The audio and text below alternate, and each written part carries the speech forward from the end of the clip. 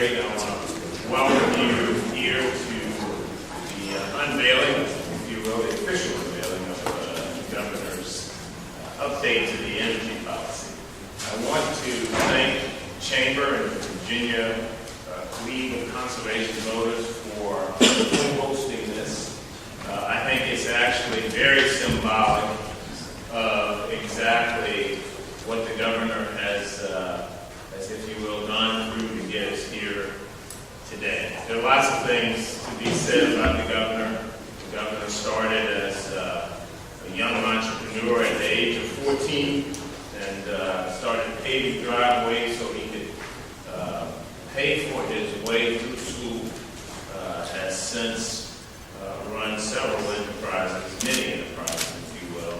But for today, I think the most important thing to say about him is he's worked really hard to make sure that this energy plan, this energy policy that we're about to discuss today is one that has had the input and the influence of all the places in Virginia that have an interest here. So from growing the economy to investing in our workforce to making sure we're great stewards of the environment, making sure that we're respectful of our tourism industry, making sure that we're respectful of what we're doing with respect to our military, making sure that we're respectful of landowners. The Governor has paid particular attention to attempting to balance all of those interests while at the same time moving forward this economy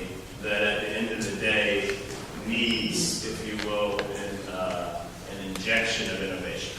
And so I'm delighted and thankful to the Governor for the very, very hard work that he's done in balancing these things, and I'm really looking forward to a conversation with all of you all and more about this energy plan.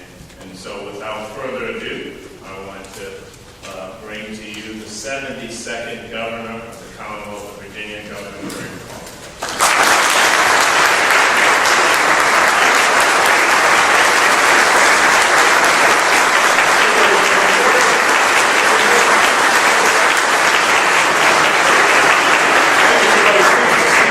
Thank you, Secretary Jones, and I want to thank you all for coming here today and for attending this. I'll give some opening remarks. I then know you're going to go into an in-depth panel discussion on the full report, but I too would like to thank the Virginia Chamber of Commerce, Barry Duvall and his team for the work they did, as well as the Virginia League of Conservation Voters, Mike Towns and their group for co-sponsoring it.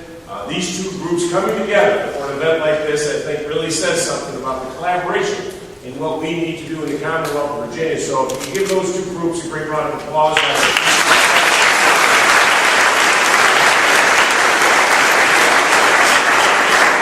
I'd like to thank all of the individuals and organizations that contributed to the development of this plan. I can tell you we have all been working tirelessly on this plan.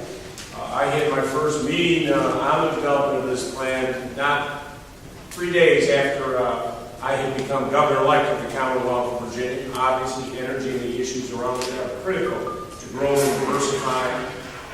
I specifically would like to thank the members of the Virginia Energy Council for your commitment and advice as we crafted this strategic vision and goals that laid out this plan. As you know, my team has worked tirelessly. The plan is 460 pages. Is anybody here ready yet? Got a couple people work for me. Okay, great. This was a tremendous undertaking, and the information gathered really provides an in-depth view of Virginia's current energy assets. You know, public service can sometimes be a thankless endeavor, but I do want to say this to the state employees who worked on this plan, particularly the energy team at the Department of Mines, Minerals, and Energy. They really should be commended for their efforts and commitment to such a comprehensive plan. You have never seen such a comprehensive plan put together as it relates to the energy assets of the Commonwealth of Virginia and laying out what we need to do going forward. Grow, strengthen, diversity. Those are the three words that are the hallmark of this plan. They are the foundation. I talk about all of the above when I talk about energy. They are critical to growing the Virginia economy. These words guided the process as we developed the Virginia Energy Plan. If we are going to build an economy that Virginia families deserve, we must begin by making sure that we are putting energy with the economy so that they both can work hand in hand together and to grow.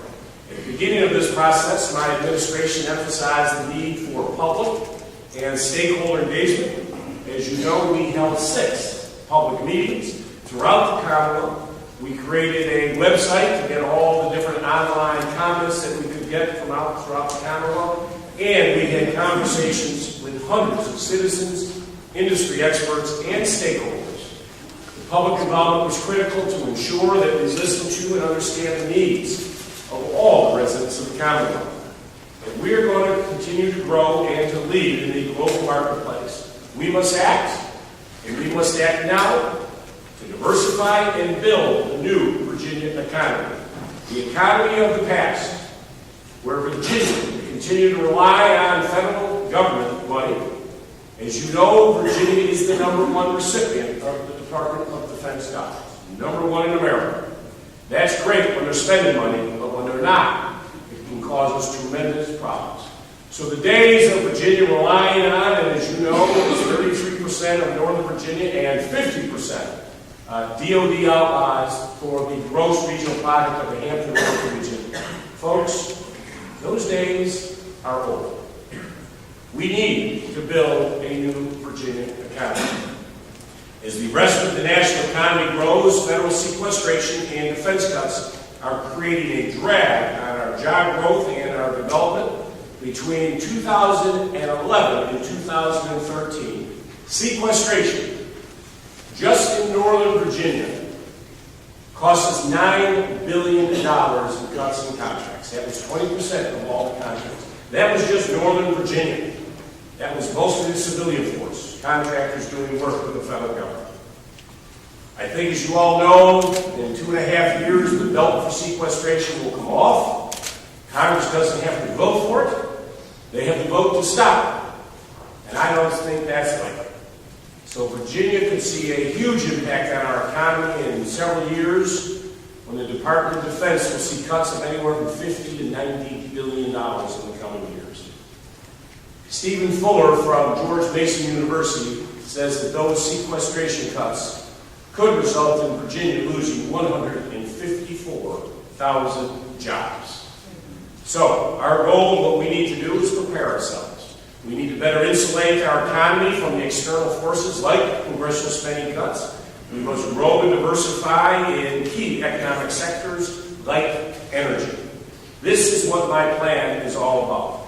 The plan that we are rolling out today will guide our efforts to grow, strengthen, and diversify Virginia's economy in 4 significant ways. First, we will diversify our economy by strategically growing and promoting the energy sector. There is a tremendous amount of untapped potential in many areas of the energy sector, including wind, solar, biofuels, offshore energy development, and nuclear technology. The economic value of this strategy is twofold. Primarily, increasing the amount of energy generated from non-traditional sources will diversify the Commonwealth's fuel mix. By growing the amount of energy generated from non-traditional sources such as solar, wind, and biofuels, we can lessen our dependence on imported sources and protect ourselves against the volatility in certain source markets. This will contribute to a continued environment of competitive energy costs for businesses and low energy bills for consumers. In addition, we have the opportunity to create tens of thousands of jobs and generate hundreds of millions of dollars by bringing new companies to the energy sector here in Virginia. In the near term, we must accelerate the development of solar energy, both at the utility scale and distributed generation levels. I hate to say this, we are well behind our neighbors. And as governor, I never want to be behind any of our neighbors. As many of you have heard me talk about many times, I get out of bed every day. I am very competitive. I compete against 49 other governors and 200 nations around the globe. I don't want to be behind anybody. I want to be leading. Virginia needs to be a leader, and we have not been a leader in this area. We need to catch up. Solar companies in Virginia should not be forced to move out of our great Commonwealth and go to another state because they don't think we're serious about solar generation. In the long term, full development of Virginia's wind energy off the coast also has the potential to attract an entire industry that has minimal presence today on the East Coast. We are well positioned to be the East Coast hub for offshore wind and the supply chain that comes with it. Thank you, sir. I've talked about this for many years. As you know, in 2009, we did not actually know this, but in 2009, I actually ran for governor. And I ran on a platform of big ideas, and they actually had me remember out in the boat out there saying, we can have offshore wind out here. And I said, if you don't like my big ideas, don't vote for me. And you did. But that's all right. I'm here though. I got out of bed, dusted myself out, and we're here. But wind, offshore wind is something I have been passionate about for a long time. I get excited when I talk about it. Think about it. We have a world-class port. We have geographic advantages. We have a talented workforce. And the opportunity not only is to create offshore wind, but we should be building the poles, the turbines, the blades should all be manufactured in the Commonwealth of Virginia. We have the deepest port on the East Coast.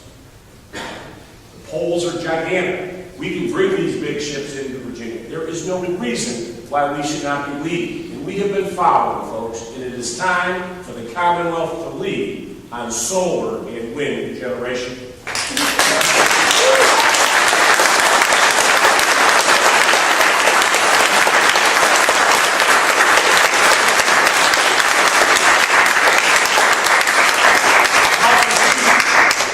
We got to get serious about this, folks. And we need to send a strong signal to businesses all over America and all over the globe that Virginia is really serious about offshore wind. Second, we will innovate to reduce greenhouse gas emissions and lower energy consumption throughout the Commonwealth.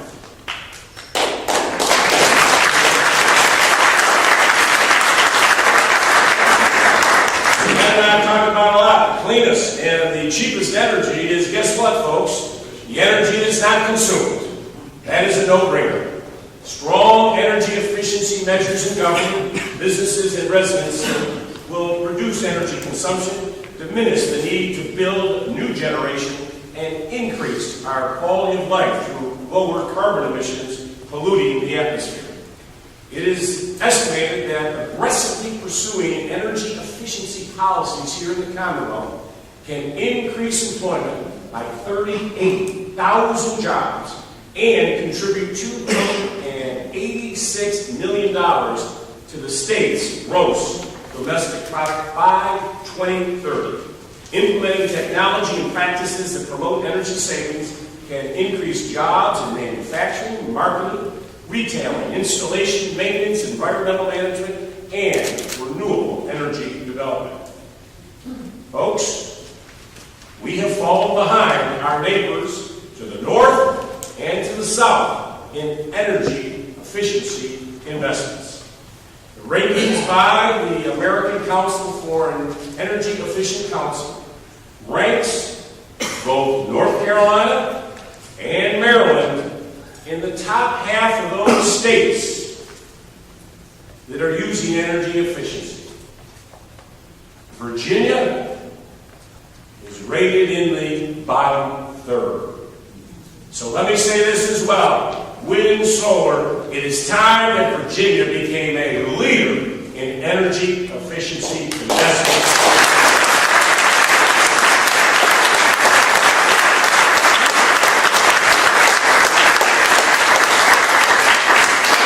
I love Maryland and North Carolina, but they should not be beating us in anything. Once again, remember 1607.